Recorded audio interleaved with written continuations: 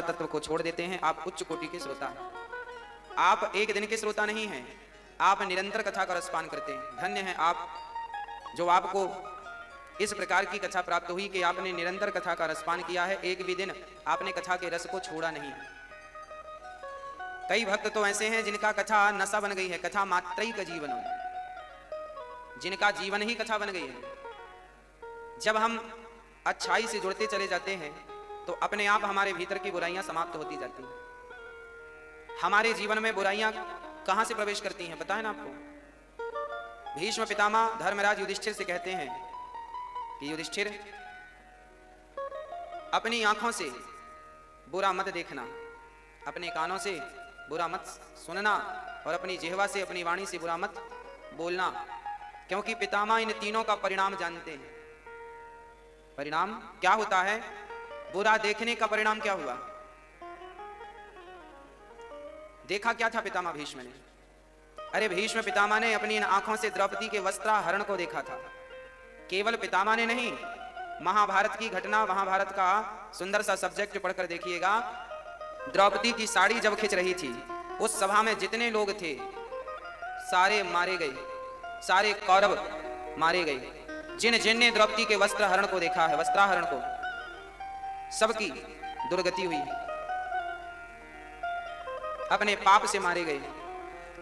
अच्छा देखो, जब हम आंख से बुरी चीजें देखते हैं तो फिर उसको देखने के बाद हमारा मन वहां जाता है। जब आंखों से बुराई प्रवेश करी है तो वो बुराई मन को गंदा करेगी, और जब मन गंदा होगा तो फिर आपकी इंद्रियां गंदी होने लगेंगी, इच्छाएं गंदी होने लगेंगी, और जब इच्छाएं गंदी होंगी तो व्यक्ति अपने पथ से, रास्ते से गिर जाएगा, भटक जाएगा, और जब वो भटकेगा तो फिर पतन होगा उसका। पतन होगा तो नरक जाएगा, नरक जाएगा तो उसे यातनाएं मिलेंगी, कष्ट मिलेगा, दुख मिलेगा। तो अंत तो गत्वा परिणाम यह हुआ कि आपकी इन दृष्टियों ने आपको बिगाड़ दिया है, आपकी इन आंखों ने आपको बिगाड़ दिया है। इसलिए आंखों से वही देखना चाहिए जो देखने योग्य है, जो देखने योग्य नहीं है कदापि उसे नहीं देखना चाहिए। कानों से वही सुनना चाहिए जो सुनने योग्य है, जो सुनने योग्य नहीं है कदापि उसे नहीं सुनना चाहिए।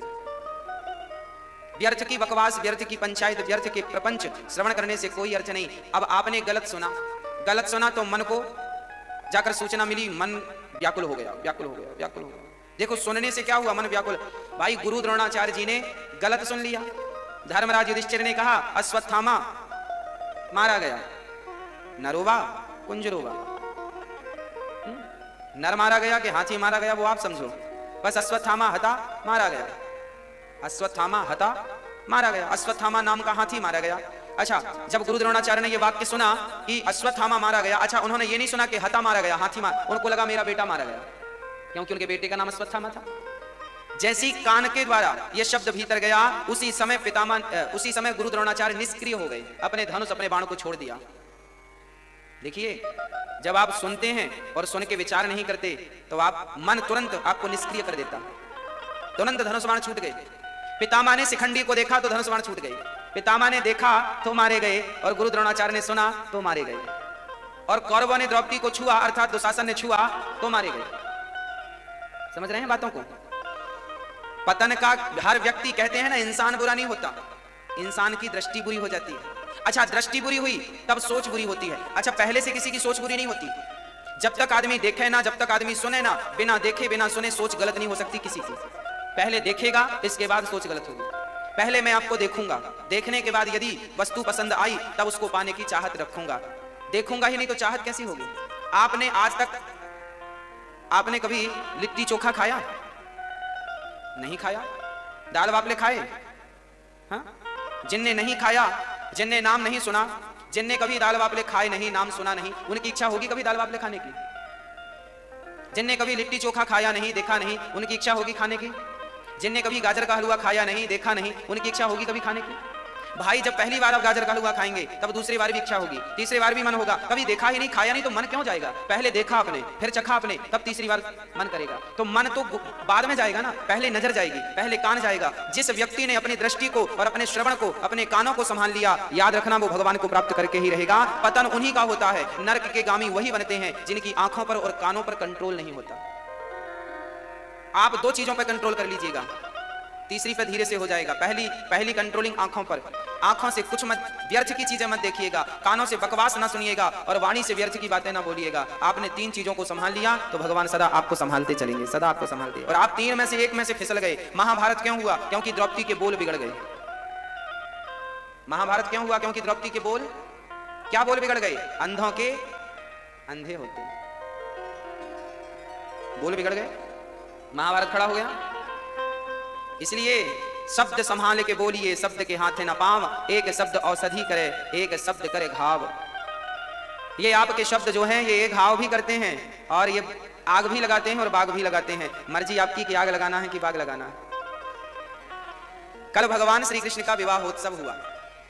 जब विवाह हुआ रुक्मणी जी को लेकर आए। अच्छा, भगवान से 17 जितने जरासंध ने 17 बार युद्ध किया। भगवान ने जरासंध को 17 बार पराजित किया। ये जरासंध कौन है? जरा मीन्स बुढ़ापा। हमारे जीवन में भी जब बुढ़ापा आता है तो हम भी अपने बुढ़ापे को 17 बार पराजित करते हैं। एक बार बुढ़ापा आया, बाल पक गए तो मेहंदी पोत करके बुढ़ापा को पराजित कर दिया, अभी कहाँ बुढ़े हैं, अभी तो जवान है। फिर बुढ़ापा आया तो आंखों में कम दिखने लगा तो लो लेंस डलवा लिया, बोले बढ़िया है, हम कहाँ कम दिख रहा और ज्यादा दिखने लगा। कमर में झुकाव हुआ तो चमनप्राश खा लिया, अभी हम बढ़िया हैं, अभी कहाँ बुढ़े हो गए। ऐसे बुढ़ापा आप पे बार बार अटैक करता है, आपको सावधान करता है, बूढ़े हो गए हो, सावधान भजन में लगो, सावधान भजन में लगो। पर आप ना लग करके और कुछ खा पी लेके अपने आप को स्वस्थ रखते हैं। बात ठीक है, पर कब तक? अंत में भगवान को भी जरासंध के सामने से मैदान छोड़ के भागना पड़ा। भगवान भागे और कहां गए? प्रवर्षण पर्वत पर चढ़े, अंत में द्वारिका का निर्माण करा के द्वारिकाधीश कहलाए। भगवान भी भागे, अर्थात कब तक आप हराओगे बुढ़ापे को? एक दिन बुढ़ापा आपको पराजित कर देगा, एक दिन मृत्यु निश्चित है। अच्छा, एक बात और समझनी चाहिए। अर्जुन जी जब भाग रहे थे तो भगवान कहते हैं पागल हो गया है, हाँ? ऐसी बातें करता, क्यों भागेगा? अपना कर्म क्यों नहीं करता? कर्मण्येवाधिकारस्ते, ये सब तेरे कोई नहीं है, ये सब मौत के मुंह में चले गए हैं, इन सबको मृत्यु मारेगी, तू क्या मारेगा? मैं मारूंगा। वाह, खुद भागने वाले अर्जुन को थाम लेते हैं, मत भागो युद्ध से, और खुद मैदान छोड़ के भाग जाते हैं। यही भगवान है। भगवान मुह्यन्त यत् सूरयः, इनकी लीलाओं को सुनकर देखकर मोहित हो गए। ब्रह्म को, परमात्मा को कोई आज तक जान ना सका। उस परमात्मा को जानने की जब भी बातें आती हैं तो हमारी हालत कैसी होती है आपको बताएं? गधे को आप काखा गाघा याद कराओ और पूछो कि भाई काखा गाघा का मतलब क्या हुआ, तो क्या गधा कभी इसका अर्थ बता सकता है? काखा गाघा क्या है? जैसे गधा काखा गाघा का अर्थ कभी नहीं बता सकता, उसी प्रकार उस ब्रह्म तत्व को हम और आप उस गधे की तरह हैं, कभी नहीं जान सकते। जान तब पाएंगे जब वो कृपा की दृष्टि कभी करेंगे, स्वयं जानेंगे तो जान जाएंगे।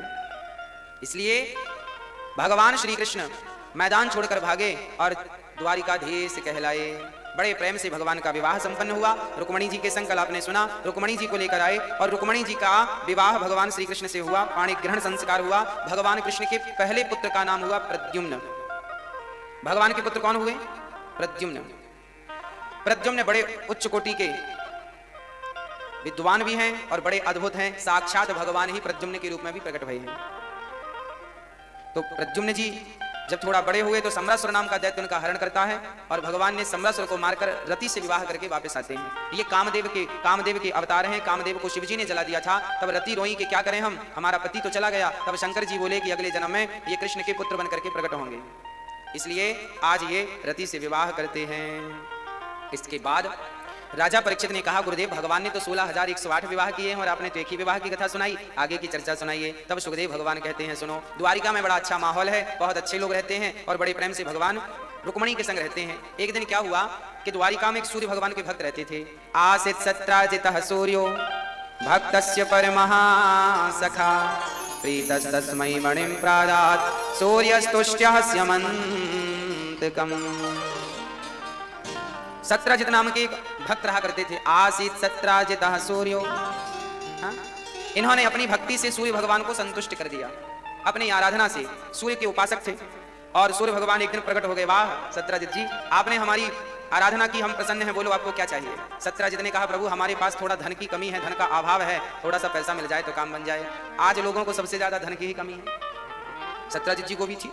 सत्राजित जी ने बड़े प्रेम से मांगी, धन की जिज्ञासा की तो धन दे दिया।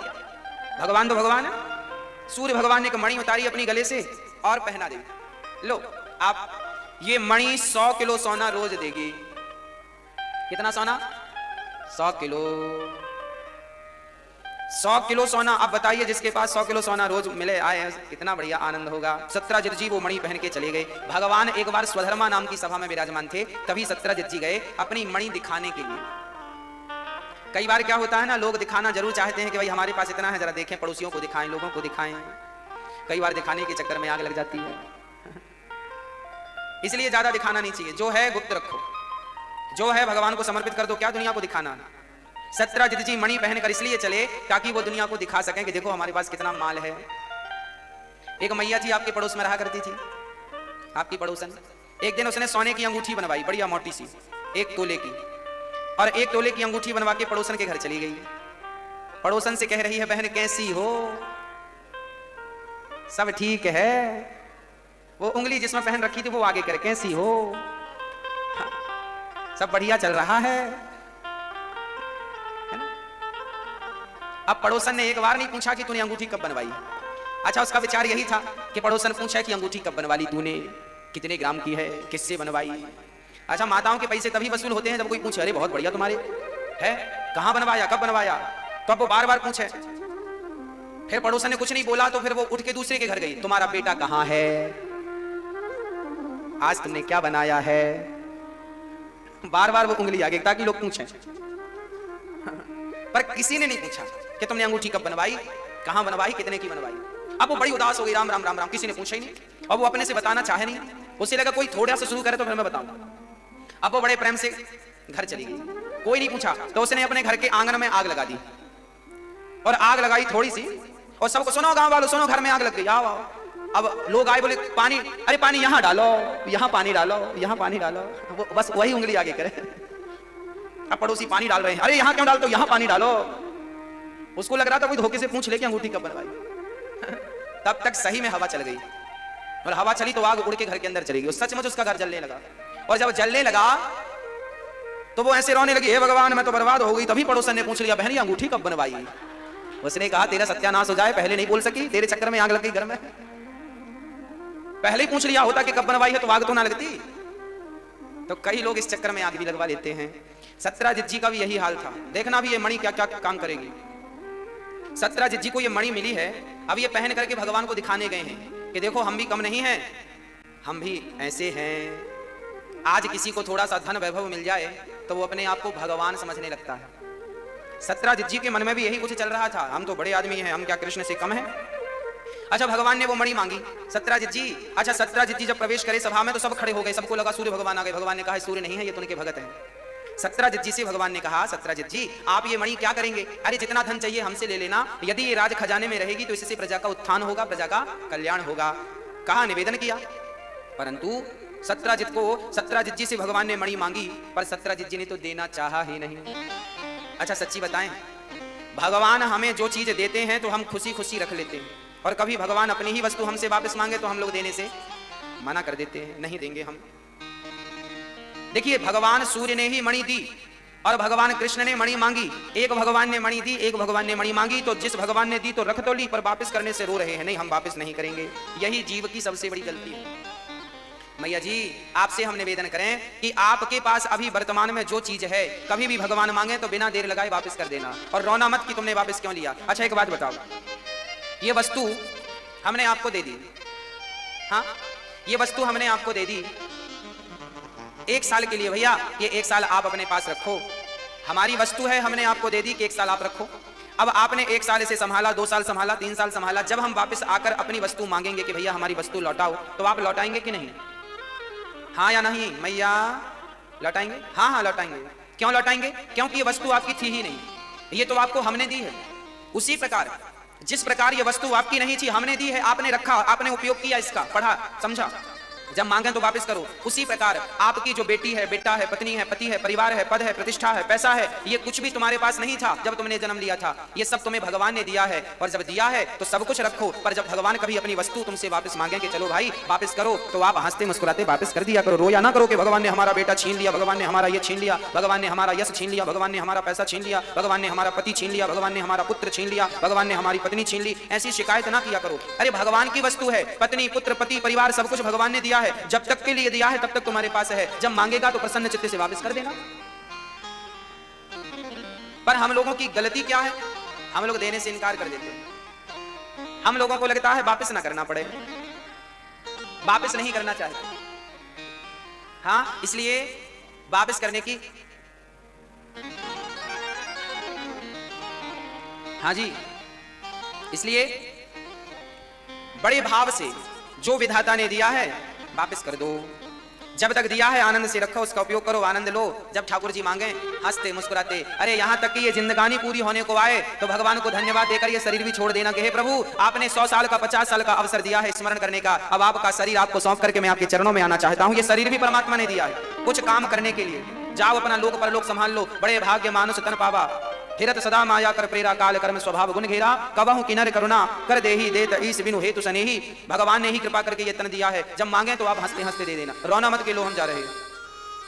हाँ जी, भगवान ने मांगी नहीं दी मणि। अब क्या हुआ, एक दिन सत्रजित के भैया प्रसेन जी वो मणि पहन के जंगल चले गए और वहां जाकर के वो शिकार खेलने गए।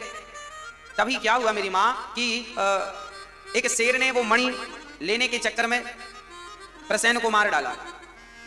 तभी जामवंती जी आ गए और जामवंती जी ने उन्हें मारकर शेर को और वो मणि ले जाकर अपनी बिटिया जाम्बवती को दे दिया। अब मणि चली गई जाम्बवती के पास। अब सत्रजित ने देखा कि मेरा भाई परसों गया था, आज तक नहीं लौटा। उन्हें लगा कि लगता है हमारे भाई को मार करके कृष्ण ने मणि चुरा ली। भगवान को झूठा ही कलंक लगा दिया सत्रजित जी ने, झूठा कलंक। अब अपनी पत्नी से कहा कि सुनो, हमें तो लगता है कृष्ण ने हमारे भैया को मारकर मणि चुरा ली। अच्छा, पत्नी को बता दिया और पत्नी से कह दिया तुम ना बता देना किसी को। बस आप कोई चीज पत्नी को बताओ और कह दो तुम किसी को बताना मत। फिर देखो आप घर से निकलेंगे तो पड़ोसी पूछ लेगा ऐसा हुआ क्या? अरे आपको कैसे पता? अरे दीवारों के भी कान होते। इसलिए सत्रजित की वो बात पूरे में फैल गई कि कृष्ण ने मणि चुरा ली प्रसेन को मार करके। झूठा कलंक भगवान को लगा। अच्छा, भगवान को झूठा कलंक क्यों लगा? क्योंकि भगवान कृष्ण ने एक बार गणेश चतुर्थी की चंद्रमा का दर्शन कर लिया था, और जो गणेश चतुर्थी की चंद्रमा का दर्शन करता है उसे झूठा कलंक लगता ही लगता है। ये बात रामचरितमानस में गोस्वामी श्री तुलसीदास जी महाराज लिखते हैं, जो आपन चाहे कल्याणा, सुजस सुमति शुभ गति सुख नाना, सो पर नार लीलार गोसाई, तजऊ जऊ थिके चंद्र की नाई।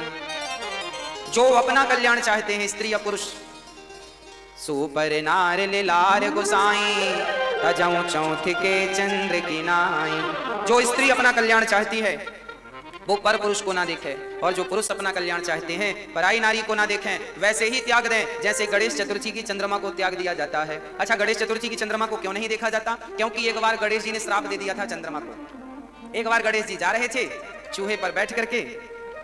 अच्छा, गणेश जी का वाहन क्या है? चूहा। अच्छा, गणेश जी चूहे पर बैठेंगे तो चूहा मर नहीं जाएगा? ये प्रश्न खड़ा हो सकता है आपके दिमाग में कि गणेश जी का वजन 80 किलो तो होगा कम से कम, और चूहा अच्छा भी खाता पीता होगा तो 4 किलो का होगा, तो 80 किलो 4 किलो के ऊपर बैठेगा तो मर नहीं जाएगा? कई लोग ये प्रश्न करते हैं कि गणेश जी चूहे पर क्यों बैठे हैं। देखो, गणेश जी तो भगवान है, और भगवान का चूहा साधारण नहीं हो सकता, भगवान तो भगवान है। इसका आध्यात्म सब्जेक्ट समझो। गणेश जी चूहे पर क्यों बैठे हैं? क्योंकि गणेश जी बुद्धि के देवता हैं और चूहा तर्क का प्रतीक है। और याद रखना, आध्यात्म जगत में आप प्रवेश कभी किए हो तो ये बात पता होगी कि बुद्धि हमेशा तर्क पर ही सवार होती है। गणेश जी चूहे पर नहीं, बुद्धि तर्क पर सवार है। क्योंकि पहले गणेश जी की कोई प्रतिमा तो हुआ नहीं करती थी पहले, आज के हजारों साल पहले, क्योंकि सब निराकार था। तो उस जमाने में गणेश जी किस पर बैठते थे? गणेश जी बुद्धि पर बैठे हैं। मतलब बुद्धि, गणेश जी चूहे पर बैठने का तात्पर्य यह है कि हमेशा हमेशा बुद्धि तर्क पर सवार होती है, तो गणेश जी चूहे पर इसलिए सवार है। माता सरस्वती हंस पर क्यों सवार है? माता सरस्वती का वाहन हंस ही क्यों है? क्योंकि हंस जो होता है वो दूध और पानी दोनों को मिलाकर रखो तो हंस दूध पी लेता है और पानी छोड़ देता है। उसी प्रकार माता सरस्वती विद्या की देवी है। गणेश जी बुद्धि के देव हैं और माता सरस्वती विद्या की देवी हैं। और विद्या कैसी होनी चाहिए? विद्या कैसी होनी चाहिए?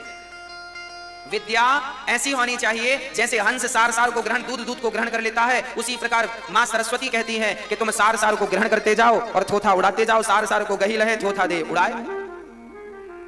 ये मां सरस्वती हंस पर इसलिए बैठी हैं कि विद्या सार को ग्रहण करने वाली होनी चाहिए। विद्वान वही जो सार ग्राही हो, नहीं तो असार खलु संसार, असार तो संसार है ही। इसलिए सार को ग्रहण करने वाली विद्या हो। प्रिय भक्तों, बड़े प्रेम से भगवान श्री कृष्ण को जब पता चला कि हमें कलंक लगाया है सत्यजित जी ने, झूठा कलंक लगा दिया, झूठा ही बोल दिया कि मणि चुरा ली। आपसे विनती है कि आप भी इस कलंक से बचें, तो भगवान के दूसरे और तीसरे विवाह की चर्चा सुने तो आप सदा सदा के लिए इस कलंक से बच सकते हैं। तो जो स्त्री, इसलिए आज हम स्त्रियों को सावधान कर रहे हैं। सारी स्त्रियां सावधान, सारे पुरुष सावधान। कैसे सावधान? बोले स्त्री अपने पति के सिवा पराये पुरुष को कभी स्वप्न में भी ना देखे, और पुरुष अपनी स्त्री के सिवा पराई स्त्री को स्वप्न में भी ना देखे। ऐसा पुरुष और ऐसी स्त्री होनी चाहिए। सुपर नार लिलार गोसाई तजऊ चौथ के चंद्र की नाई। जो स्त्री अपना कल्याण चाहती है पर पुरुष का चिंतन ना करे। अच्छा, हमारे शास्त्र कितने बढ़िया हैं। शास्त्र इतने बढ़िया हैं कि हमारे शास्त्र चाहते हैं कि आप चरित्रवान बने, चरित्र से ना गिरें। आपके चरित्र की चिंता हमारे शास्त्रों को है। राम चरित्र सुनवे कौन रसिया, राम लखन सीता मन बसिया। हमारे यहाँ चरित्र की पूजा है। राम चरित्रवान थे तो आज मंदिर बनाए जाते हैं, रावण चरित्रहीन था तो आज तक उसके पुतले जलाए जाते हैं। हमारे यहाँ चरित्र की पूजा होती है, चरित्रवान को लोग पूजा करते हैं। इसलिए आप सभी की जिम्मेदारी है कि आप अपने अपने चरित्र को स्ट्रांग बनाएं, मजबूत करें। चरित्र का स्वप्न में भी पतन नहीं होना चाहिए। चरित्र, कैरेक्टर कभी गिरना नहीं चाहिए। चरित्रवान बनो, अपने बच्चों को भी चरित्रवान बनाओ। और आज मैं आपसे यह भी निवेदन करूंगा कि आप जितने माता पिता हैं, आप अपने बेटों को, अपनी बेटियों को, खासकर बेटियों को, आप अपनी बेटियों को खासकर इन्हें इतना योग्य बनाना, खासकर इन्हें जूडो कराटे जरूर सिखाना। सास के लिए नहीं, जूडो कराटे सास के ऊपर उपयोग करने लग जाए ना।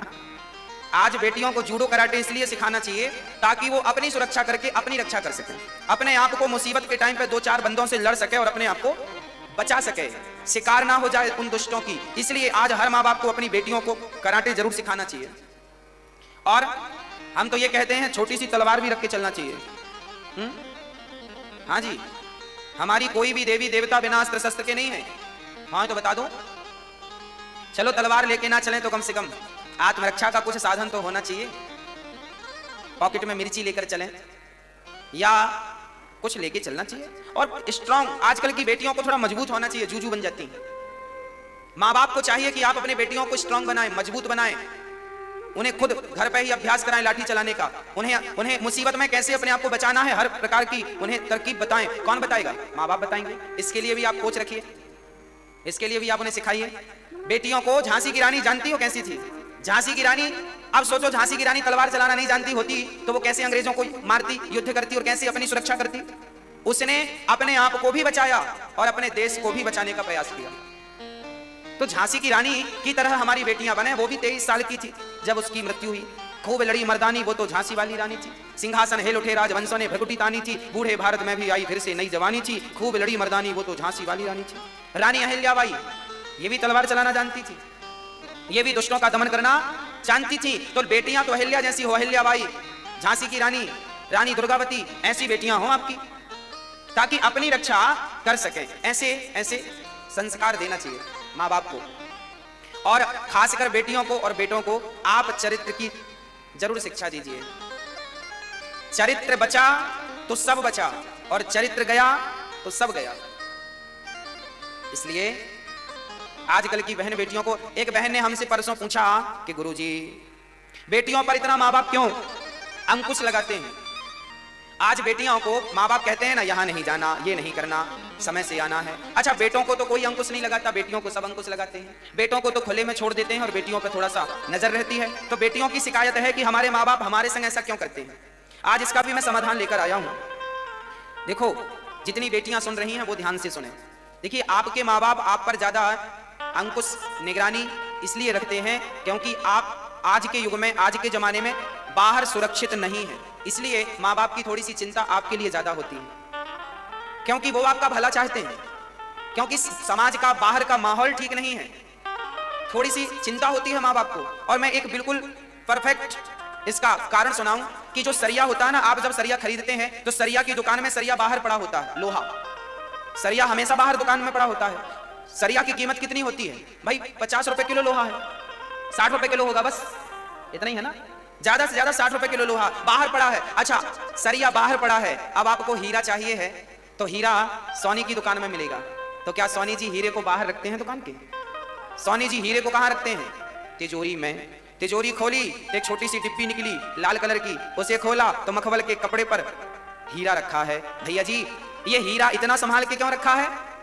क्योंकि हीरा बेस कीमती है, हीरे की कीमत ज्यादा है, इसलिए उसे संभाल के रखा है सुनार ने। लोहे की कीमत कम है तो बाहर पड़ा है। बस बेटों की कीमत कम होती है क्योंकि वो एक कुल को ही तार सकते हैं, जबकि बेटियों की कीमत ज्यादा होती है क्योंकि 2 कुल को तारने वाली हैं। इसलिए उनको माँ बाप संभाल के संजो करके अंदर रखते हैं भीतर। जैसे हीरे को सोनी जी अंदर रखते हैं, ऐसे बेटियों को माँ बाप अंदर रखते हैं। और बेटा तो सरिया की तरह है, बाहर पड़ा रहेगा, है ना।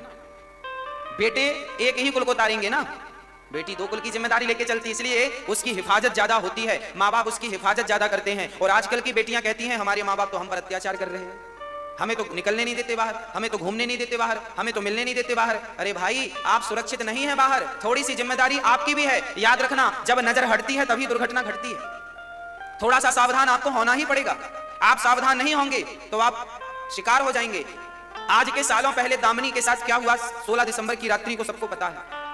दामिनी केस आपने सुना होगा, सालों पुरानी बात है। वो लड़की रात के 11 बजे सड़क में खड़ी होकर लिफ्ट मांग रही है, भैया रुको रुको गाड़ी रोको, हमें छोड़ के आओ, हमें ले चलो। अब बताओ, गलती थी उन अपराधियों की जिन्होंने उनके साथ अपराध किया, पर गलती उसकी भी थी कितनी रात को आप लापरवाही क्यों कर रही हो। आपको भी अपनी सुरक्षा की जिम्मेदारी रखना चाहिए कि नहीं, हाँ या ना। भाई हम ये क्यों सोचें कि सामने वाले अच्छे होंगे, हम ये सोच के चले ना कि हम कितने सावधान हैं, हमारे पास सुरक्षा के क्या इंतजाम है। हम अपना इंतजाम लेके चलें, समय से आएं समय से जाएं। यदि आप सभी समय का ख्याल रखें, रात होने से पहले घर के अंदर आ जाएं। यदि ज्यादा रात हो गई तो फिर अपने माँ के साथ, अपने पिता के साथ, अपने भाई के साथ रहो, सुरक्षा के साथ रहो, अपने साधन से रहो। रात के 12 बजे आप लिफ्ट मांगेंगे तो जिससे लिफ्ट मांग रहे हैं जरूरी थोड़ी है कि वो आदमी अच्छा हो। इसलिए आपकी भी गलती है कि आप अपनी सुरक्षा की तैयारी खुद नहीं करते और फिर दुर्घटनाएं घटती हैं। इसलिए हमें चारों तरफ सावधान। चोरी तब होती है जब आप लापरवाह हो जाते हैं, चोरी कभी नहीं होगी यदि आप सावधान रहेंगे तो। इसलिए हर माँ बाप को सावधान रहना पड़ता है बेटियों के लिए, और हर बेटी को सावधान रहना पड़ेगा आपकी अपनी सुरक्षा के लिए, क्योंकि आपकी सुरक्षा आपके माँ बाप से ज्यादा आप स्वयं कर सकते हैं अपनी। इसलिए आपको अपनी सुरक्षा करनी होगी, है ना। थोड़ा सा ध्यान रखना पड़ेगा और आपको चरित्रवान बनना पड़ेगा। चरित्रवान बने, देश के काम आए, यही तो देश में जन्म लेने की सार्थकता है। माँ बाप का सिर कब ऊंचा होता है, जब बेटी कुछ अच्छा करती है, जब बेटा कुछ अच्छा करता है तो माँ बाप का सिर ऊपर हो जाता है। वाह धन्य है मेरा बेटा और धन्य है, लोग कहते हैं इसके माँ बाप धन्य हैं, ऐसे पुत्र को ऐसी पुत्री को जन्म दिया। माँ बाप का माँ बाप होना, प्रसव का कष्ट सहना माँ का तब सफल होता है जब आप अपनी माँ का नाम रोशन करते हैं, अपने पिता का, अपने कुल का नाम रोशन करते हैं। इसलिए हर बेटी को, हर बेटे को कुछ अच्छा कर दिखाना चाहिए। आजकल के बच्चे ना फिसल जाते हैं, रास्ते से भटक जाते हैं, पढ़ने लिखने के लिए जाते हैं स्कूल कॉलेज और वहां पढ़ाई लिखाई कम करते हैं और उनको प्यार हो जाता है ज्यादा। आजकल के बच्चे प्यार करने लगते हैं, देखा आपने कितना प्यार करते हैं बच्चे आजकल के, बिल्कुल परफेक्ट हैं ये प्यार करने में। अभी गोल गोल रोटी बनाना नहीं आ रही है पर प्यार करना जानती है। ये छोरा अपने मोबाइल को रिचार्ज नहीं करा पाता, 300 रुपए का बैलेंस नहीं डाला पाता, पर प्यार करना आता है इसको। 1 रुपए कमाना नहीं आता, 1 रुपए कमाएगा नहीं, बाप की संपत्ति पे पल रहा है, पर प्यार करना खूब आता है। अच्छा प्यार भी किनसे? अरे जिस माँ ने तुम्हें जन्म दिया उस माँ से प्यार हुआ नहीं, जिस पिता ने तुम्हारे लिए कर्जा लेकर तुम्हें अच्छे कॉलेज में पढ़ाया उस पिता से प्यार हुआ नहीं। अरे जिस माँ बाप ने तुम्हारा मलमूत्र साफ किया है उस माँ से तो प्यार हुआ नहीं, वो एक छोरे से एक छोरी से प्यार हो गया। कब मिले? एक लड़का लड़की मेरे पास आए, महाराज जी हम प्यार करते हैं। हमने कहा अच्छी बात है। बोले शादी करना चाहते हैं। हमने कहा कर लो। बोले महाराज जी लड़की जो है हमारी माँ से पसंद नहीं करती। हमने कहा माँ क्यों नहीं पसंद करती? अच्छी है। बोले महाराज जी पता नहीं, हम प्यार करते हैं, माँ कहती है प्यार व्यार नहीं, हम जहाँ शादी कराएं वहां कर लेना, ये हमारी समाज की नहीं है। हमने कहा तो फिर शादी मत करो जब माँ बाप मना कर रहे हैं तो। नहीं महाराज जी मैं तो इसी लड़की से शादी करूंगा। हमने कहा कि फिर आपके माँ बाप का क्या होगा? आपकी माँ तो फिर परेशान होगी, आप तो एक ही बेटा हो अपनी माँ के। हाँ महाराज जी हम तो एक ही बेटा है पर हम प्यार करते हैं इस लड़की से। हमने कहा फिर माँ का क्या होगा? बोला उस लड़के ने कि मैं माँ को छोड़कर चला जाऊंगा दूसरे शहर। हमने उस लड़की की तरफ देखा, हमने कहा बहन देख रही हो, जो लड़का अपनी माँ बाप को छोड़ सकता है, जिस माँ ने जन्म दिया, ये बेटा जब उस माँ का सगा ना हो सका तो ये तेरा कितने दिन सगा बन के रहेगा? कभी तेरे से अच्छी कोई मिल जाएगी तो तुझे उसके लिए छोड़ देगा। शादियां इतनी हुई पर शादी का कार्ड एक फिक्स ही नहीं थी, चलते फिरते मिल जा रही है। अब 4वां विवाह यमुना जी से, 5वां विवाह भगवान का उज्जैन में हुआ मित्रविंदा के साथ। विंद अनुविंद की बहन थी आप, आपका विवाह संपन्न हुआ मित्रविंदा से। मित्रविंदा से भगवान का 5वां विवाह उज्जैन में हुआ। 6वां विवाह भगवान का 7 बैलों को एक साथ जो नाचेगा उनके संग विवाह होगा। कौन कर सकता है ये काम? बड़े बड़े दिग्गज हार गए, अंत में भगवान ने एक साथ बैलों को नाचा। तब भगवान ने विवाह किया नागनजिती से, जो सत्या भी कहलाई। तो इनसे विवाह संपन्न हुआ भगवान का 6वां। 7वां विवाह भगवान का कैकेय देश की राजकुमारी भद्रा से हुआ। 8वां विवाह भगवान का मध्य प्रदेश के राजा की कन्या लक्ष्मणा, इनसे भगवान का विवाह संपन्न हुआ। ये टोटल अष्टपटरानियां ठाकुर जी की हैं द्वारिका में। एक भौमासुर नाम का दैत्य था। जब भगवान को सूचना मिली कि कोई भौमासुर नाम का दैत्य है जो कन्याओं पर बड़ा अत्याचार कर रहा है, तब भगवान ने जाकर के भौमासुर को युद्ध में पराजित किया और उसके बंधन से कन्याओं को छुड़ाया। तो कन्याएं कितनी निकली? 16,100। 16,100 कन्याओं से विवाह का प्रस्ताव उन्होंने रखा कि प्रभु अब आप हमसे विवाह कर लो, नहीं तो हमसे कौन विवाह करेगा। अब हम घर जाएंगे तो घर वाले हमें स्वीकार नहीं करेंगे। तब भगवान ने उन कन्याओं के कहने पर, आग्रह करने पर उन कन्याओं से विवाह किया और टोटल विवाह हो गए 16,108। अब बताओ, लोग कहते हैं भगवान ने इतने विवाह क्यों किए? अरे भैया वो भगवान है, आपसे तो एक ही नहीं समझ रही है। एक में ही आदमी पागल हो जाता है, समय के पहले बुढ़ा हो जाता है। भगवान तो 16,108 पत्नियां संभाल रहे हैं और फिर भी भगवान मुस्कुरा रहे हैं। भगवान सदा मुस्कुराते हैं, सदा मुस्कुराते हैं, प्रसन्न रहते हैं। आज भगवान का रुक्मणी जी से संवाद हुआ। कहो रुक्मणी जी कैसी हो? अच्छी हैं। आज भगवान ने कहा रुक्मणी जी क्या जरूरत थी आपको हमारे संग विवाह करने की? अच्छा खासा शिशुपाल के संग होने वाला था और आपने लेटर लिख दिया तो फिर हमें भाग के आना पड़ा। बढ़िया कर लेती उन्हीं से विवाह। वो तो बढ़िया बड़ा आदमी था, बड़ा पैसे वाला था। हम तो देखो भागे भागे फिर रहे हैं। कभी मथुरा में जन्म लिए तो गोकुल चले गए, गोकुल से वृंदावन, वृंदावन से मथुरा, मथुरा से द्वारिका, कितना भाग रहे हैं। हमारे तो माँ बाप के बारे में भी लोगों को संदेह, कोई कहता देवकी का बेटा है, कोई कहता यशोदा का बेटा है। हमारा तो देखो ना कुल, ना नाम, ना कुछ। रुक्मणी जी ने कहा प्रभु आप ठीक कहते हैं, जो सबके माई बाप हों, जो सबके माता पिता हों, भला उनके माता पिता कंफर्म कैसे हो सकते हैं? क्योंकि आप ही जगत के माता पिता। और आप कह रहे हैं कि आप कभी मथुरा से गोकुल, गोकुल से वृंदावन भागते रहते हैं, तो हाँ आप कण कण में वास है ना। भगवान को कहा हरि व्यापक सर्वत्र समाना सर्वम खलविदम ब्रह्मा, सब में भगवान है, कण कण में भगवान है। तो कण कण कैसा है? हवा चली तो यहाँ का कण वहां चला गया, वहां का कण आगे चला गया। हवा से कण आगे पीछे होते रहते हैं ना। तो भगवान तो कण कण में है। तो जैसे कण स्थायी नहीं है, ऐसे परमात्मा भी चलायमान है, स्थायी नहीं है। कण कण कण यहाँ है तो यहाँ है तो यहाँ, ऐसे भगवान सर्वत्र हैं। प्रभु आपकी व्यापकता तो सर्वत्र है, तो आप ऐसे कैसे कह सकते हैं कि आप यहाँ हैं वहां नहीं है, वहां है वहां नहीं है? रुक्मणी का जब ये दिव्य ज्ञान सुना तो भगवान बड़े प्रसन्न भये। अच्छा, जब भगवान ने कहा कि तुमने हमसे विवाह क्यों कर लिया, तो रुक्मणी जी मूर्छित होकर गिरने लगी। भगवान ने दोनों चारों भुजाओं से उन्हें संभाला, 2 भुजाओं से संभाला, एक गिलास से पानी, एक हाथ से पानी, एक हाथ से पंखा झलकाने लगे और रुक्मणी जी को संभाला। रुक्मणी जी सपने में भी ये नहीं सोच सकती कि कृष्ण के अतिरिक्त हमारा कोई है। ऐसा प्रेम था अनन्य माता रुक्मणी जी का। सारी पत्नियों के लिए भगवान ने एक एक महल बनवाए हैं और सबकी व्यवस्था बढ़िया है।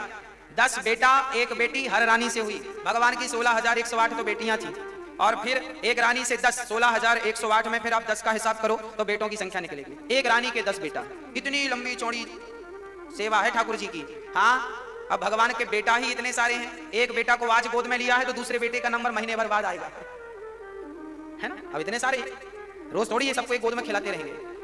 अच्छा, यहां प्रश्न, एक बार नारद जी आए थे झगड़ा कराने के, चलो भगवान जी का झगड़ा कराते हैं। भगवान जी का झगड़ा कैसे हो सकता है? यदि भगवान रुक्मणी के संग मिल गए तो सत्यभामा से कहूंगा देखो तुम्हारे पास तो आते ही नहीं। तो आज सुबह सुबह नारद जी गए, सबसे पहले रुक्मणी के पास गए। तो रुक्मणी माँ के पास जब नारद जी महाराज गए तो भगवान वहां पर थे रुक्मणी के पास। भगवान स्नान ध्यान करके संध्या वंदन कर रहे थे, पूजा पाठ कर रहे थे।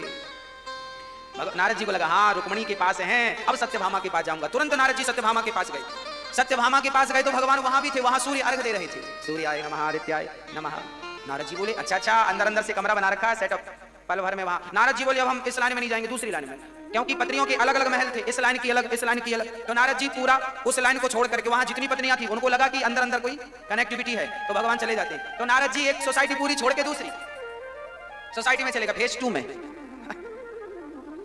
अब जब नारद जी वहां गए तो वहां पे क्या देखा, वहां भी जो भगवान की पत्नियां थी तो कहीं भगवान पूजा करते मिले, तो कहीं भगवान जल चढ़ाते मिले, तो कहीं माला जपते मिले, तो कहीं आत्म चिंतन करते मिले, तो कहीं सत्संग करते मिले, तो कहीं भोजन। नारद जी हक्का बक्का रह गए, भगवान जहां जाता हूं आप वहां हैं। तब नारद जी समझ गए ये भगवान की भगवत्ता है। भगवान एक ही समय में अनेक बनने की ताकत रखते हैं, यही परमात्मा की, यही भगवान की भगवत्ता है। किसी रानी को यह लगता ही नहीं था कि कृष्ण हमारे पास नहीं है।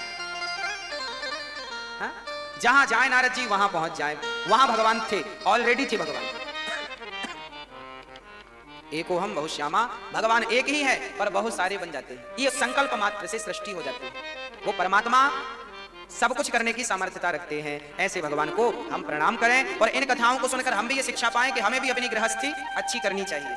हमारी भी गृहस्थी की गाड़ी बढ़िया होनी चाहिए। बात बात पे झगड़ा नहीं, बात बात पे गुस्सा नहीं, थोड़ा सी समझदारी का परिचय देना चाहिए। नई नई शादी होती है तो होता है, शुरू शुरू में झगड़े सबके यहाँ होते हैं, पर थोड़ा समझो समझदारी से। चलो चलो चलो आगे भगवान ने एक दिन अपने बच्चों को बोले चलो तुम्हें घुमा करके लाते हैं।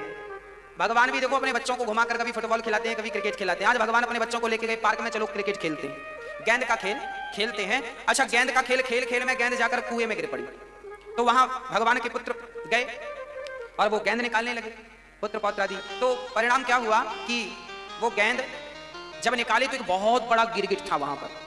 सारे बच्चे चिल्लाए पिताजी पिताजी पिताजी। भगवान आए, क्या हुआ? बोले देखो बहुत बड़ा गिरगिट है। अब भगवान ने उस गिरगिट को जैसे ही उठाकर स्पर्श किया तो भगवान के स्पर्श मात्र से वो गिरगिट एक सुंदर दिव्य शरीर प्राप्त करके खड़ा हो गया। भगवान बोले भैया आप कौन है? तब उन्होंने अपना परिचय दिया, नृगो नाम नरेंद्रोहा मिक्ष्वाकुतिनयः प्रभु। हे प्रभु मेरा नाम राजा नृग है, इक्ष्वाकु वंश का राजा हूँ और बहुत बड़ा राजा हूँ। भगवान ने कहा राजा हो तो गिरगिट कैसे बन गए? बोले मैंने गायों का दान दिया था। अरे तो गायों का दान करने से क्या गिरगिट बनते हैं? बोले नहीं, मैंने एक गाय का दान दिया था तो वो पंडित जी के खूंटे से छूटकर मेरी गौशाला में आ गई और मैंने उसी गाय का फिर से दान कर दिया। इसका मतलब यह है कि एक बार जिसका दान कर दो फिर उसका दोबारा आप दान नहीं कर सकते, क्योंकि आपने दे दिया। अच्छा, दान दी हुई वस्तु को आप ले भी नहीं सकते, आप लेंगे तब तो दोबारा दान करेंगे, इसलिए दान दी हुई वस्तु को वापस लेना बहुत बड़ा पाप है। राजा नृग को गिरगिट क्यों बनना पड़ा? क्योंकि उन्होंने दिया हुआ दान। अच्छा, उनसे ये जाने में पाप नहीं हुआ था, अनजाने में हुआ था, जानबूझकर नहीं हुआ। राजा नृग गायों के पांव में चांदी और सींगों में सोना मढ़ मढ़ के दान करते थे, गायों के गले में सोने का माला पहना कर दान करते थे। पर एक गाय गलती से उनकी गौशाला में आई और फिर आपके लिए और हमारे लिए ये मैसेज भगवान ने दिया कि देखो राजा नृग जैसे दानी भी यदि गलती करते हैं तो सजा उनको मिलती है, इसलिए आप गलती की गुंजाइश ना हो, सावधानी से काम किया करो। अर्थात आपको सावधान करना चाहते हैं शास्त्र, सावधान रहो। अंत में गायों का दान किया इसलिए भगवत प्राप्ति हुई और भगवान की कृपा मात्र से, स्पर्श मात्र से राजा नृग का उद्धार हो गया, भगवत प्राप्ति हो गई। अच्छा, भगवान आपके द्वारा किया गया पुण्य कभी नष्ट नहीं होता, उसका फल आपको मिलकर रहेगा। अधिक पुण्य करोगे तो भगवान की कृपा प्राप्त हो जाएगी। हाँ, अच्छा, जब भगवान आपको मिलते हैं ना आपके पुण्यों से, तो फिर आपके पुण्य भगवान, अब तो आप भगवान को पा लिए। अब जब भगवान को आपने ले लिया तो क्या हुआ? अच्छा, एक बात बताओ, आपके घर में एसी है, सोफा है, फ्रिज है, पंखा है, कूलर है, गाड़ी है, सब कुछ है। तभी आपका बहुत बड़े शहर में बहुत बड़ा बंगला हो और वहां और अच्छा सोफा और अच्छा लग्जरी आपके घर में फ्रिज हो, आपके घर में सारी सुविधाएं हो। तो बताओ, नए घर में सब बढ़िया है, तो जो पुराने घर में आपका रह गया सोफा, पलंग, एसी, आप उसका क्या करेंगे? क्या करेंगे? बहुत कंजूस होंगे तो बेचेंगे और थोड़ा दिलेर होंगे तो बांट देंगे, भाई साहब ले जाओ, हमारे रिश्तेदार पड़ोसी ले जाओ, ऐसा कर, तुम एसी लगा लेना घर में, कूलर। तो कंजूस होंगे तो आदमी तो फिर मक्खी भी बेच देता है, चाय में मक्खी गिर जाए तो आदमी निकाल के वो पी लेता। कंजूस आदमी का क्या, मक्खी चूस। बोलिए भक्तवत्सल भगवान की जय। जय जय। हमारे मध्य आज इस दिव्य चर्चा में परम वंदनीय, परम पूजनीय, प्रातः स्मरणीय श्री कृष्णचंद्र ठाकुर जी, जिनको पूरा विश्व जानता है, उनके सुपुत्र भैया श्री इंद्रेश जी का आगमन हुआ। एक बार सुंदर करतल ध्वनि।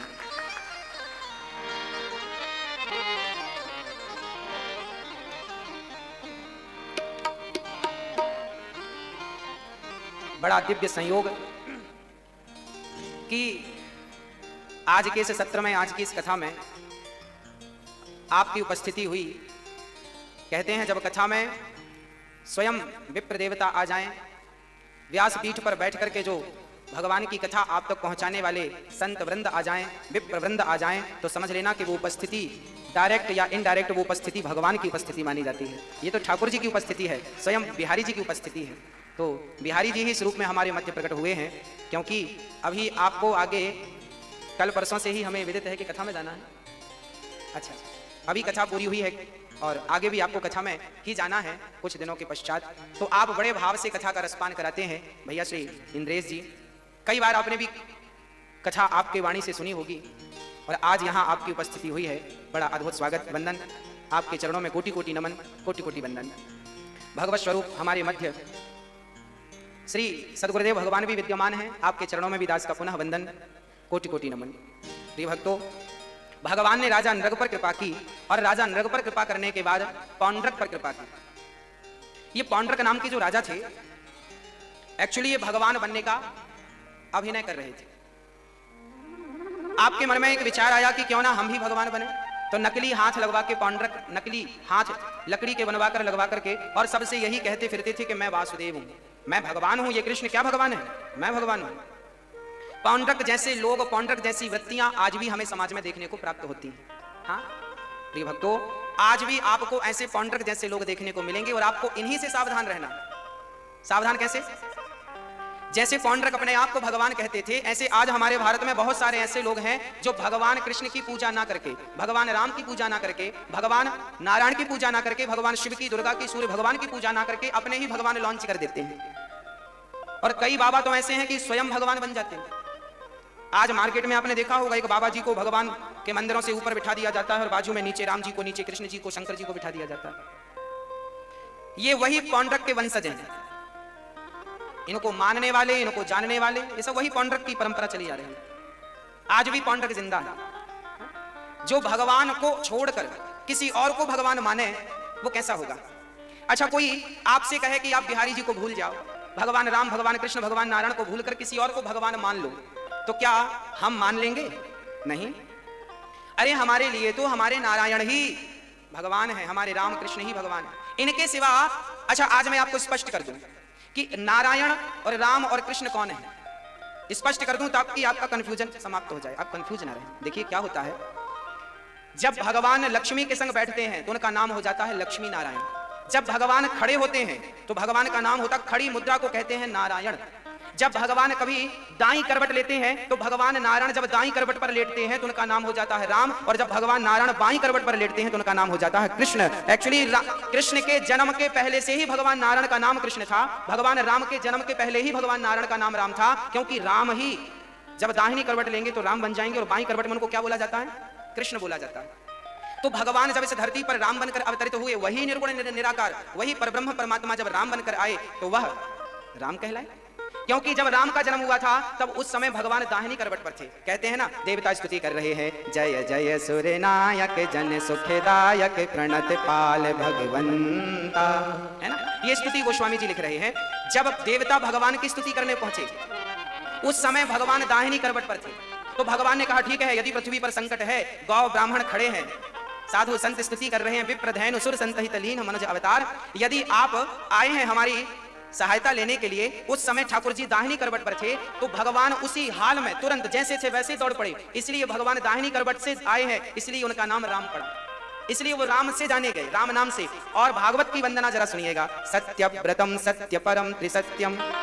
जब यहाँ देवता स्तुति करने लगे, ठाकुर जी के निशीथे तमुद्भूते जायमाने जनार्दने, जब यहाँ देवता स्तुति करने लगे कृष्णावतार के लिए, ब्राह्मण परेशान, साधु परेशान, गौ माता परेशान, पृथ्वी माता परेशान, उस समय भगवान बाईं करवट पर लेटे थे। जब ये स्तुति करने पहुंचे तो बाईं करवट पर लेटे थे, तो ठाकुर जी उसी हाल में जैसे थे वैसे ही भक्तों के लिए दौड़ पड़े। ये यथा माम प्रपद्यन्ते तांस तथैव भजाम्य हम, जो जिस भाव से मुझे भजता है उस भाव से सहायता कर देता हूं। तो उस समय ठाकुर जी बाईं करवट में थे तो वैसे ही दौड़ पड़े। तो बाईं करवट पर थे तो वाया नाम क्या है? कृष्ण। तो कृष्ण स्वरूप ठाकुर जी प्रकट हो गए माता देवकी के गर्भगृह से और भगवान का नाम कृष्ण पड़ा। गर्गाचार्य जी जानते हैं, वहां वशिष्ठ जी जानते हैं कि कौन सी करवट से आए। इसलिए नारायण ही राम, नारायण ही कृष्ण, मैंने ये आपको समझाया इसलिए ताकि राम कृष्ण और नारायण में आपको रत्ती मात्र का भी कोई अंतर ना समझ में, वही है। अब आगे चलते हैं। पौंड्रक कौन है? वो लोग पौंड्रक हैं जो भगवान के सिवा किसी और को मानने लग जाते हैं।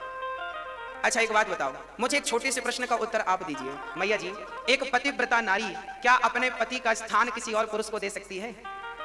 क्या आप किसी पराये पुरुष को अपना पति कह सकती हो? अच्छा वो बहुत सुंदर हो तो कह सकती हो क्या?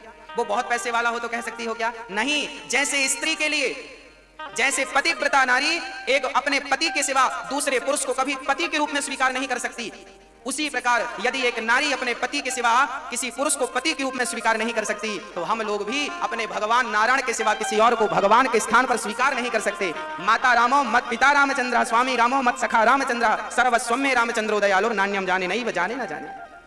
मैं किसी को जानता ही नहीं हूं अपने नारायण के अतिरिक्त, और जानना चाहता भी नहीं। चाहत भी नहीं।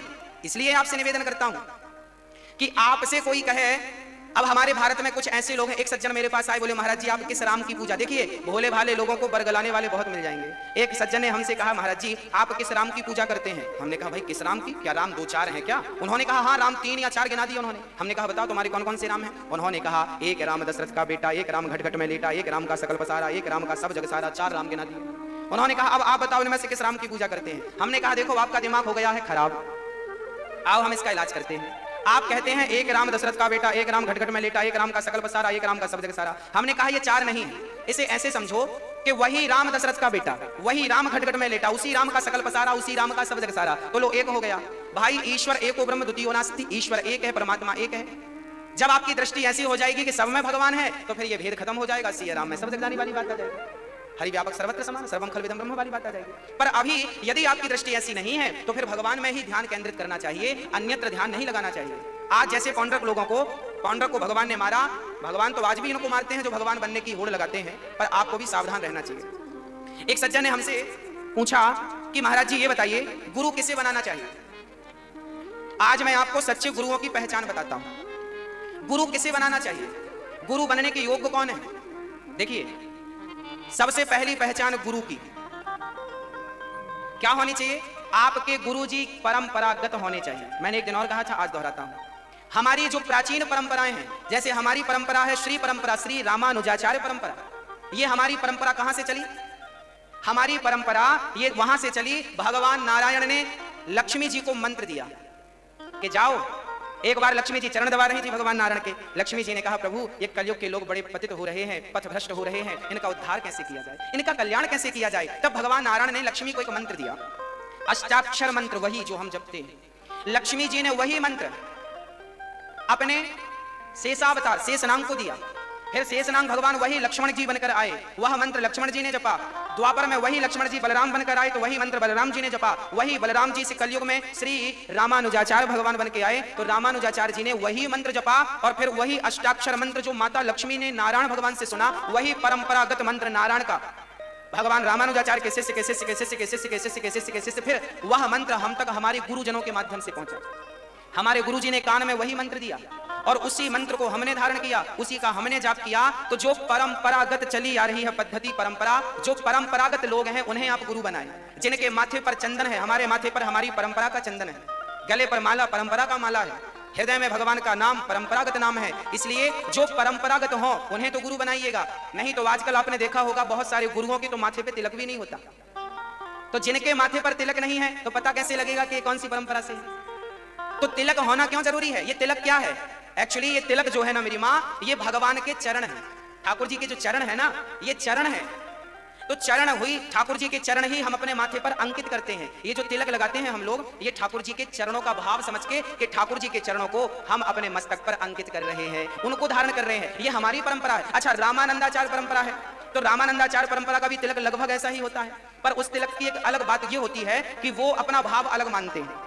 वो ये भाव मानते हैं कि ये जो है इस तरफ का हमारा जो व्हाइट कलर का की रेखा है, ये भगवान राम का स्वरूप मानते हैं, ये राम जी हैं। बीच में जो लाल लगा है श्री, इसे माता सीता का स्वरूप मानते हैं। और जो इस तरफ है वो लक्ष्मण जी, तो राम सीता और लक्ष्मण, और नीचे आसन पर खड़े हैं और नीचे जो आपने देखा होगा ये हनुमान जी है। तो रामानंदाचार्य परंपरा में तिलक को राम दरबार माना जाता है और रामानुजाचार्य परंपरा में तिलक को ठाकुर जी के चरण माने जाते हैं। तो ये हमारी परंपराएं हैं। आपके गुरुओं से आप पूछिएगा कि गुरु जी आप किस परंपरा से हो?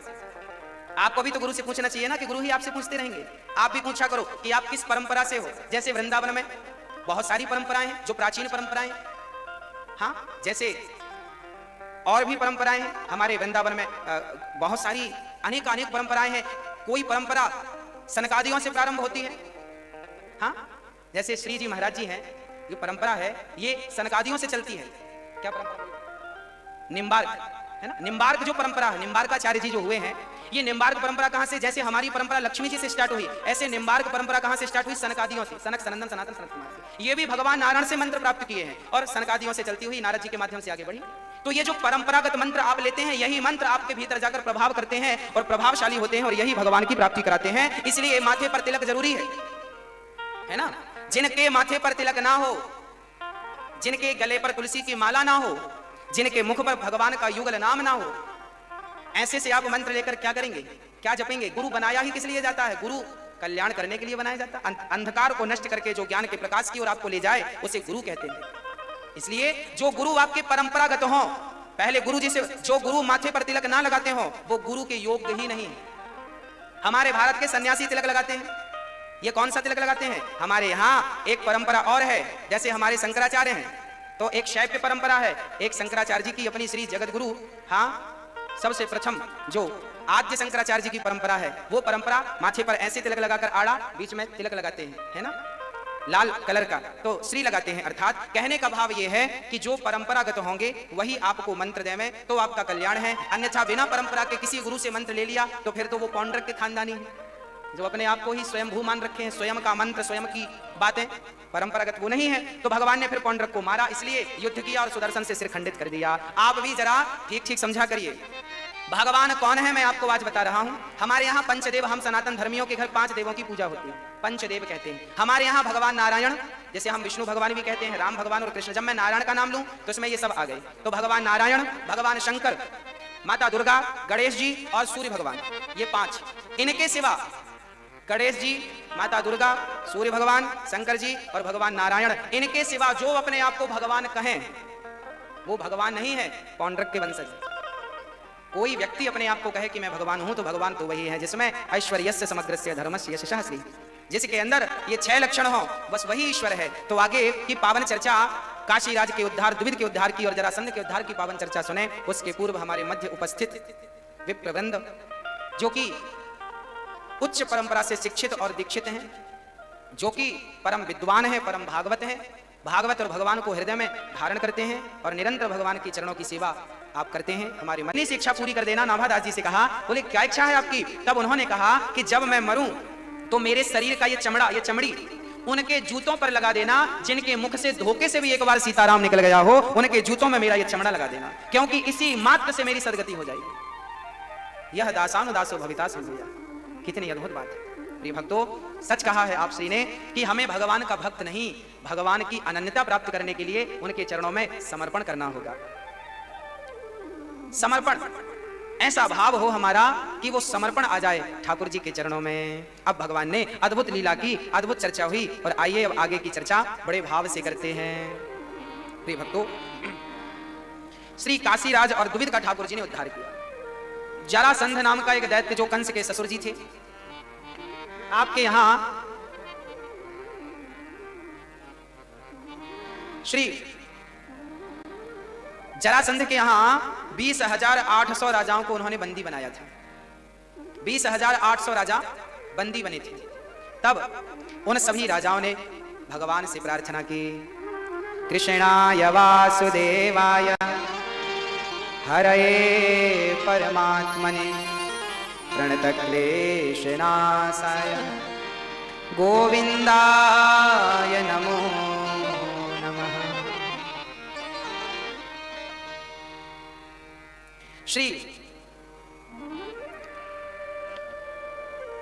उन राजाओं ने जब स्तुति की, हे प्रभु, हे संकट हरता, हे कृष्णाय वा, हे कृष्ण देवकी पुत्र वसुदेव नंदन, आपको प्रणाम करते हैं, हमारे सारे कष्टों को आप ही दूर कर सकते हैं, सो आप दूर कीजिए। अब तो जरासंध के यहां भगवान चले गए। भीम भैया से युद्ध फिक्स हुआ, भीम भैया युद्ध करेंगे। भीम भैया युद्ध कर रहे हैं जरासंध से। 27 दिन तक युद्ध चला। ऐसा युद्ध हुआ कि ना भीम भैया हारने को तैयार, ना जरासंध हारने को तैयार। अद्भुत युद्ध हुआ। भीम भैया की जब पिटाई होने लगी तो भीम भैया ने भगवान से कहा कि प्रभु, आप तो बैठे बैठे देखते हैं पर हमारी तो यहाँ पिटाई हो रही है। तब कहा कि आप युद्ध करते समय हमारी तरफ क्यों नहीं देखते? आप यदि युद्ध करते समय हमारी तरफ देख लें तो भी काम बन जाएगा, पर जब युद्ध करते समय देखें तो। अब एक दिन जब युद्ध हुआ तो भगवान ने कि तिनका उठा करके उसे बीच से फाड़कर एक भाग को इस तरफ, एक भाग को इस तरफ कर दिया। जरासंध को भी फाड़कर भगवान ने उसके एक भाग को यहां, एक भाग को यहां डाल दिया। जरासंध का उद्धार हो गया। भगवान की कृपा तभी प्राप्त होती है भक्तों, जब हम काम करते समय दृष्टि भगवान की तरफ कर लें। तब काम करते रहो, नाम जपते रहो, मन से गोविंद गोपाल गाते चलो, काम करते रहो नाम जपते रहो। काम खूब करिए पर काम करते समय नाम जपना जरूरी है। भगवान नाम का सहारा जरूरी है लेना, उस नाम के बिना गति नहीं है, नाम के बिना कल्याण नहीं, इसलिए नाम जरूरी है। हाँ? जरासंध का ठाकुर जी ने उद्धार किया, भीम भैया ने उद्धार कराया कर किया, भगवान ने गति की। काम करते रहो और नाम, दृष्टि भगवान पर, एक पल के लिए भगवान से दृष्टि हटनी नहीं चाहिए, ये भाव हो। उसके बाद भगवान तो शिशुपाल पर दया करते हैं, शिशुपाल पर कृपा की। 100 गालियां सुनी और 100 गालियों पर भी ठाकुर जी चुप रहे, 101 हुई तब सिर भंग कर दिया। अब प्रश्न ये खड़ा हुआ कि जो भगवान 100 गालियां सुनकर भी चुप हैं, तो वो 101 गाली पर मारते हैं, तो क्या फर्स्ट गाली पर नहीं मार सकते थे? पर क्यों नहीं मारा? कारण था। कारण यह था कि भगवान कहते हैं कि मैं भगवान होकर 100 गालियां सुनता हूं, सहन करता हूं, तो तुम इंसान होकर 10-20 गालियां तो सहन कर लो, सुन लो। इसलिए हमें सहनशील बनना है, सहनशीलता बढ़ानी है। जब तक सहनशीलता नहीं होगी तब तक गति नहीं, तब तक कल्याण नहीं होगा। इसलिए भगवान ने आपकी सहनशीलता बढ़ाने की चर्चा की है। उसके बाद भगवान ने युधिष्ठिर के यज्ञ में पत्तल उठाने की सेवा की, शाल्व का और दंतवक्र का ठाकुर जी ने उद्धार किया, शिशुपाल का कर चुके हैं। भगवान के एक अनन्य भक्त हुए हैं। मैं उन भक्तों की चर्चा करूं उसके पूर्व, जैसा कि आपको विदित है कि श्री गौरी गोपाल वृद्धाश्रम में वृद्ध माओं की सेवा बहुत समय से चल रही है। किसी एक मां का हम सहयोग करें, एक मां की सेवा करें। भक्तों, विचार करिए कि उन माओं पर क्या गुजरती होगी जब उनके बच्चे कहते होंगे कि अब घर से चले जाओ। ऐसी तमाम यहां पर माएं आती हैं जिनके अपने बच्चे, जिनकी अपनी बहुएं सेवा नहीं करती, वो रोती हैं माएं। तब उनकी यहां हम उनसे कहते हैं मां अब रोने की जरूरत नहीं है। आज एक बहुत बूढ़ी मां हमारे पास आई, वो रोज अन्न क्षेत्र में प्रसाद लेती हैं। आज उन्होंने हमसे कहा कि महाराज जी हमें आज तक सुख नहीं मिला। आज ये मां हमसे बोली कि आज तक हमें सुख नहीं मिला। तब हमने इनसे कहा मां आज तक सुख नहीं मिला, तो अब जो आपकी उम्र बची है, अब इस बची उम्र में अब आपको सुख मिलेगा। और उन मां को आज बिठाकर अन्न क्षेत्र में ही हमें मिल गई। आज रोज अन्न क्षेत्र लेती हैं, आपने इसके पहले भी आप मां को देखा होगा। आज मैया ने कहा कि हमें आज तक सुख नहीं मिला। हमने कहा चलो आज से मैया जी आपको सुख मिलेगा। आज शायद बिहारी जी ने आपके मुंह से ये कहवाया है, तो मैया को आज हम आश्रम ले आए। हमने मैया से पूछा आपके बच्चे हैं? उन्होंने कहा है, एक बेटा है। मैया देखिए कितनी बुजुर्ग हैं, 80 वर्ष की उम्र है, और ये यहाँ बाहर सर्दियों में बाहर अभी तक सोया करती थी। हमें जानकारी लगी कि मैया को बड़ा कष्ट है और इनको जरूरत है, तो आज हम इनको लेकर आए। ये आज की ही बात है, मैया को लेकर आए और आज मैया से कहा कि मैया आज तक जितना दुख उठाया है आपने, अब ठाकुर जी आपको उतना ही सुख देंगे। जो बचा समय है वो बड़े सुख से भगवान के चरणों में लगाइएगा। हाँ प्रिय भक्तों, ये सब इसलिए हो पा रहा है क्योंकि आप सब लोग सहयोग करते हैं। आपके सहयोग से इन माओं को, इन जरूरतमंद माओं को सहारा मिल रहा है। अभी तक ये माँ फुटपाथ पर ही सो जाया करती थी, भोजन की व्यवस्था भी नहीं थी, अन्न क्षेत्र से ये ले जाया करती थी। आज ठाकुर जी की ऐसी प्रेरणा हुई कि भगवान ने ही प्रेरित किया कि इनको जरूरत है सहारे की, तो ऐसी माँ ने आज खुद कह दिया, ठाकुर जी ने वाणी से कहवा दिया और आज से इनकी यहाँ पर सेवा चालू हो गई। प्रिय भक्तों, आप सभी के सहयोग से ये सेवाएं चलती हैं। आप सभी जब इन माओं को अपनी मां मानेंगे तब काम बनेगा।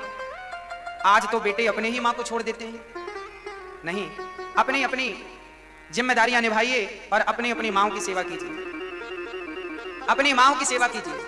और साथ में इन माओं की तरफ भी देखिएगा जिन माओं को आप सभी लोगों की जरूरत है। आओ अपने ये दोनों हाथ उठाकर इन माओं की सेवा में बढ़ाओ। पता नहीं आपके सहयोग से किस माँ को आश्रय मिल जाए, और मुझे लगता है कि किसी बूढ़े माँ बाप का सहारा बन जाना, इससे बड़ा कोई पुण्य से धरती पर नहीं है। परहित वस जिनके मन माही, जिनके हृदय में परहित बसता है, परोपकार बसता है, उनके लिए जीवन में कोई चीज दुर्लभ नहीं है। इसलिए आप इन बूढ़े माता पिता के लिए इन किसी एक माँ को सहारा दीजिए, किसी एक पिता का सहारा बनिए, क्योंकि आपके सहारे की जरूरत है।